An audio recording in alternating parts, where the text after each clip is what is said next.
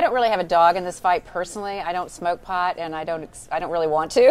I don't expect to if it becomes legal, and I don't live in California.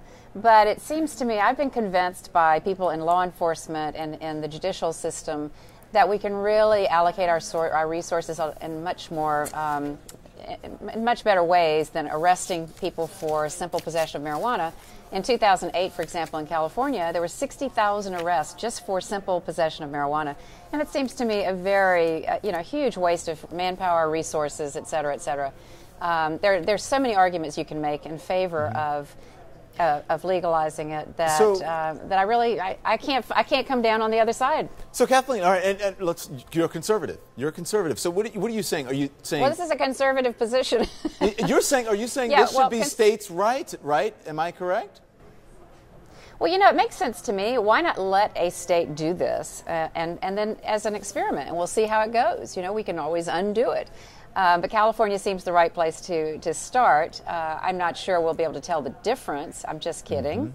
But look, some of the arguments against are that, if we legalize pot, then everybody will start smoking. It's a gateway drug and all that. One of the strongest arguments against that poked holes in that particular argument came from William F. Buckley, who is the leader of the conservative movement, and he came out years ago advocating legalization of marijuana for all the reasons that have been outlined in this proposition. You're saying legalization or decriminalization, because even in Amsterdam and even in Canada, decriminalize it.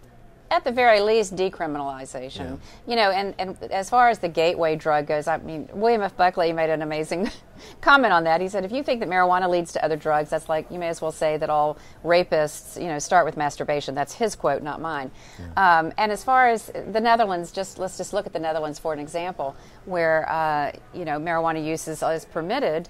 We have twice as many young people in this country, ages 12 and above, using pot as in the Netherlands. So I don't think that argument holds water. And even because you can say alcohol is a gateway drug as well. You could make that argument. And what I find interesting, Kathleen, is that this is the same argument that was used against legalizing alcohol. And you could, in the 1920s, get a prescription for alcohol when it was prohibited. Yeah. Well, I think those of us who are adults and who have experience in recreational activities understand that alcoholism and alcohol abuse is far more dangerous to society than pot smokers. What are they going to do? As Bill Maher says, what are they going to sit around and eat cookie dough? The worst thing that can happen is that they become boring. Or you want to sit on the couch and not do violent crimes. Yeah. Exactly. Yeah. And you couldn't do it. Never mind. Never mind, the income that you're going to get from taxes, the jobs that would be provided with this new industry. This is a good stimulus bill, I think.